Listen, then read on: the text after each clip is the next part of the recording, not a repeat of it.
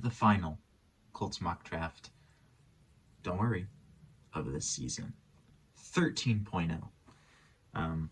Less than a week away from the real deal, folks. It's getting pretty... Well, no. There's still a lot of unknown. In these videos, I've been very open about how I was hoping to gain clarity and that I may have gained some, and now I can be honest right now and say I've lost it all. I have no idea what we're doing. I like to think I have an idea that if, at 14, Tyler Warren's there, you take him. And just the overall word that we're in need of a game changer at tight end makes me think that you would be more than willing to pick a tight end regardless of if it's Warren or Loveland at 14, or even if you're eager to get more picks, like Chris Ballard sometimes is, move down and still take Loveland, but risky game knowing that Broncos could be in need of a tight end to rotate and share reps with Evan Ingram. But who knows? I would say leaning tight end, but lineman's also definitely interesting. Could also be a situation of, if Mimbu falls to us, take him, if, whatever. Everyone likes to think they have an idea, but I really don't think anyone does. And I'm honest enough to say that I don't at all. But without further ado, let's get right into it. All right, round 1, pick 14. I have the Colts selecting Will Johnson, cornerback from Michigan. For this finale, I'd feel terrible if I didn't play into this little scenario of, what if Will Johnson falls? He's such an incredible talent at corner that I'm almost leaning towards that it's unlikely he gets to us, but in a mock draft I did just a couple days ago,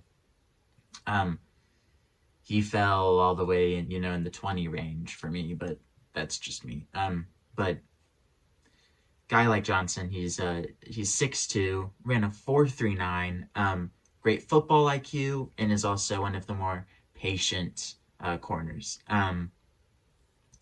There's really no downside to him outside of, he has room to grow. But with these top prospects, you can rely on them to naturally mature and grow into the players that they know they can become. But, it's certainly worth the discussion that if Johnson's there at 14, even though we signed Charvarius Ward in free agency, why not get another just great corner, especially with Juju Brents, his future kind of being uncertain with his injury history now, becoming a little bit more concerning, but I'm not at a point where I'm like, oh God, we need to draft a corner because of that now. But in this scenario, I have us, taking him in what would be definitely not a disappointing pick in the slightest. But national champion, bona fide stud. But yeah, round 1, pick 14, Will Johnson. All right, round 2, pick 45. I have the Colts selecting Josh Connerly Jr., offensive lineman from Oregon. Just mentioned the mock draft I did. And I don't think it's a hot take to say that he'll be around that Chiefs pick and so on. Maybe you could consider this to be a little bit of a cross your fingers type pick for the Colts, but if Connerly were to be there at 45, I certainly think we would debate taking him. Of course, the need for tight end, who knows what would happen further in this scenario. Maybe you trade for one.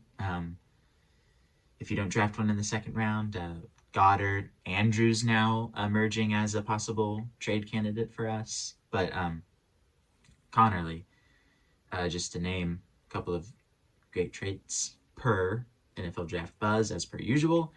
6'4", elite pass protector, fluid, efficient, with footwork, all good there. Can get caught overextending. Definitely a better pass protector than run blocker. But once again, as I said with Will Johnson, definitely not something that you couldn't see him developing and getting better and better at. Second round years still, to me, really in that range of players who will have a really great chance of developing into core starters. But yeah, on a team like Oregon, there's no doubt in my mind that this guy will be a good starter at worst. I really think he has a lot of potential. But yeah, round 2, pick 45, Josh Connerly Jr. All right, round 3, pick 80. I have the Colts selecting Elijah Arroyo, tight end from Miami. Arroyo, 6'5", natural catcher, savvy in routes, as my notes read.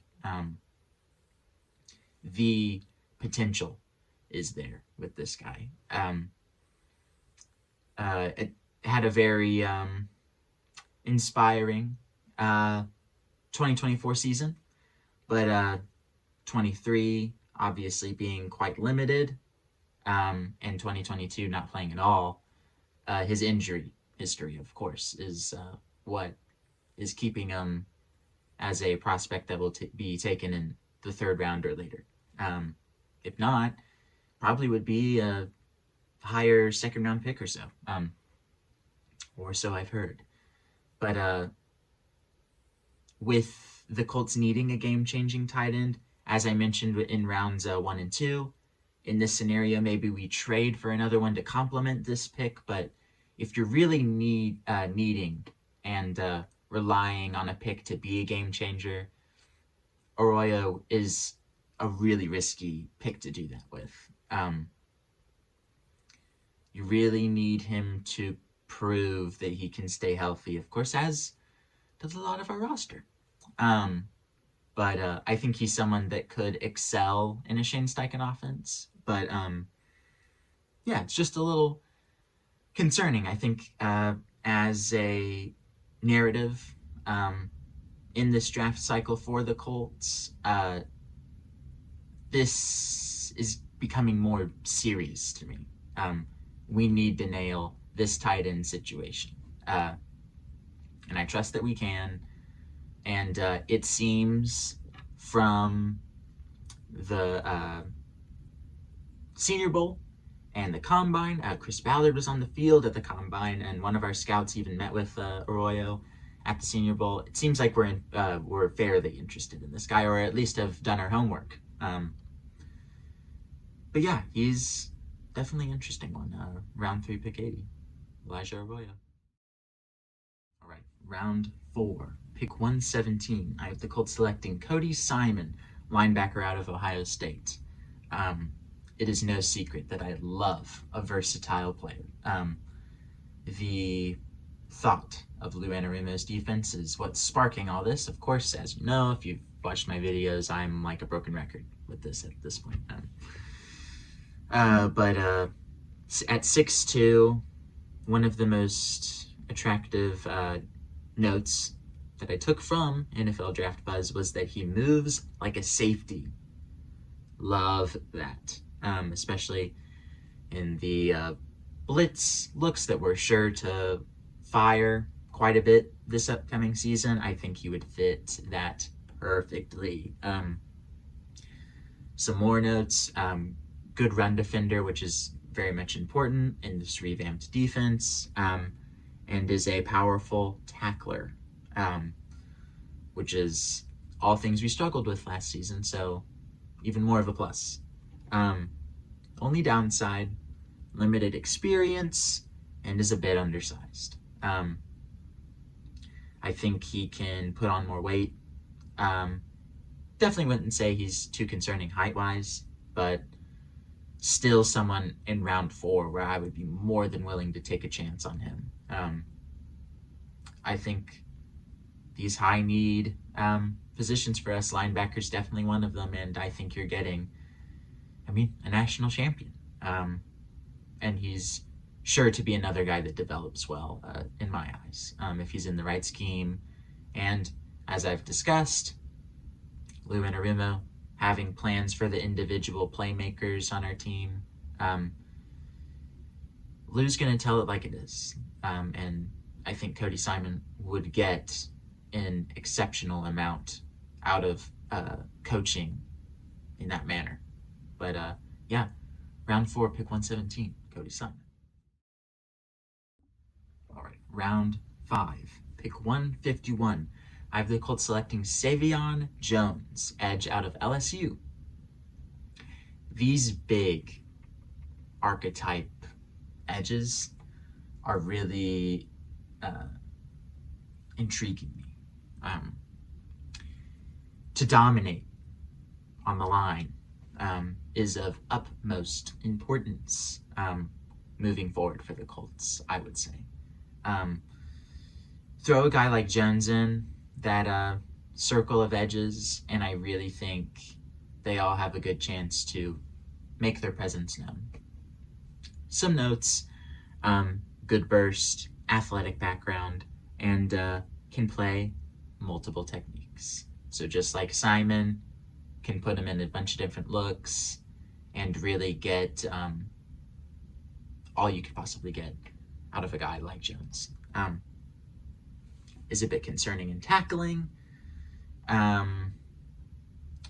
With having a good burst, I don't think that's something you can't teach or train out of him.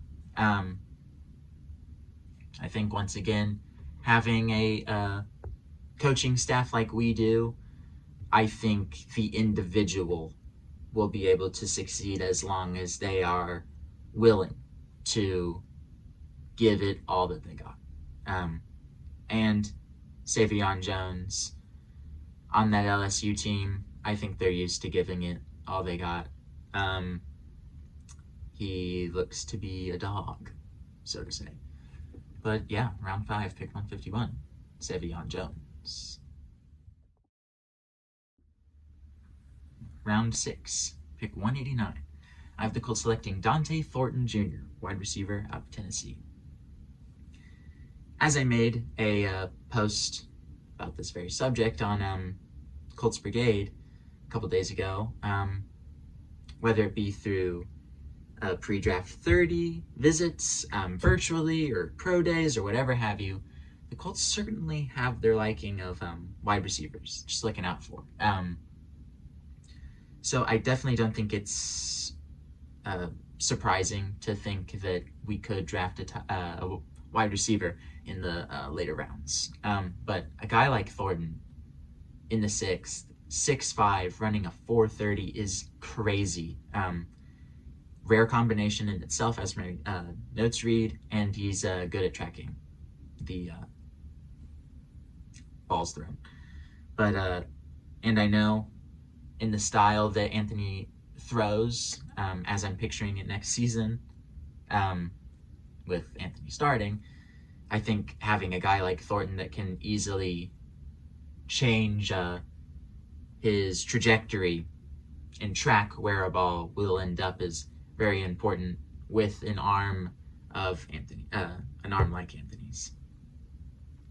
But he's iffy in separation, low production raises some concerns, but with these later round wide receivers, that's going to be, I think, a common question. Can they produce at a high level?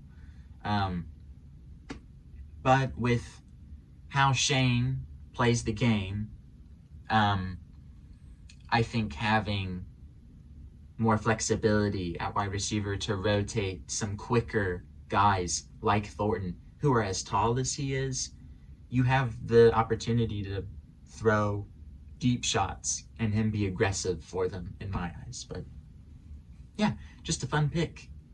Round 6, pick 189, Dante Thornton Jr. Round 7, pick 252, final one. I have the Colts selecting a guy that Colts fans love to have us pick. CJ West, defensive lineman out of Hoosierville, Indiana. Um, he's incredibly undersized. Let's just call it like it is. He's 6'1". Uh, some other cons: loses discipline, needs more playing time all around, which you'd expect. But of course, you want to see guys like this succeed. You want to see them prove themselves, and that no, they shouldn't have changed positions, or no, you did not make a mistake by, you know, being determined to prove yourself as a lineman. And I mean, he's gone this far, and because of his surprisingly quick 40 time and his ability to use leverage to make up for where he lacks in height. That's something you would really like to see him truly develop. And being an undersized lineman, it will have to be your like core attribute. How are you going to prove yourself beneficial to teams with linemen that tower over you? But he's someone I would love the Colts to have. Having a quick, shifty defensive lineman that you can throw in there's on play, I'm sure he could get a good hit. But yeah, in a defense of many looks, he could be one of the most unique defensive players the league has ever seen. And that's not trying to be over dramatic, but you know, to have a defensive lineman of that height truly succeed at a high level, I'm here for it. And why not with us? But yeah, round 7, pick 252, CJ West. All right, well, that's it. Final one wrapped up. I've really enjoyed doing this. Starting this YouTube channel, whipping out these mock drafts, has been really fun. But kind of glad for it to be over, and that running out of scenarios and my anxiety is rising. Really hoping we nail this draft. We need to. As I've said so many times, and as the indie sports media has really emphasized, we need to nail this draft. One thing, or two things, that are left out from this draft, of course, running back, innocent one. That's something I could totally see us doing. But I'm almost thinking that we're trending towards picking a wide receiver where a lot of people have us picking a running back, for whatever reason. That's for the Colts to decide, I guess. But an absence felt by all, quarterback. What do we do with that in the draft? It's ridiculous to take a quarterback from anywhere above the 4th round, and that's pushing it. 4th round, maybe a Quinn, but I am not going to say a Tyler Shook. No way. Highlights are all deep throws.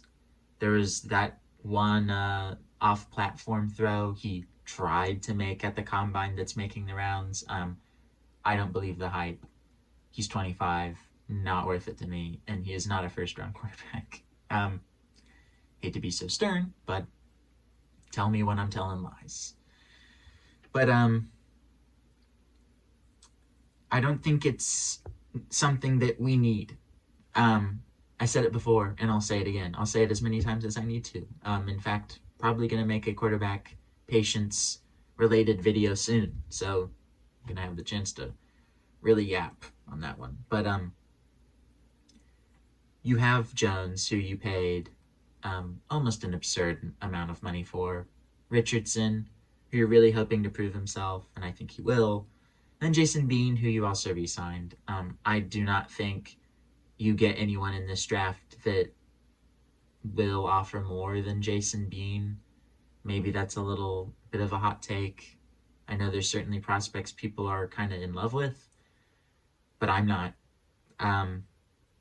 We have so many positions of need, and positions that we could use depth at, why in the hell would you get a quarterback? So, yeah. Um, with this being the final mock draft before the real deal, we give the Colts our good luck as we push it onto them. But yes, I will see you probably after the draft talking about it, going over the picks themselves. But yeah, last time predicting this stuff. So yeah, see ya. Join me again soon.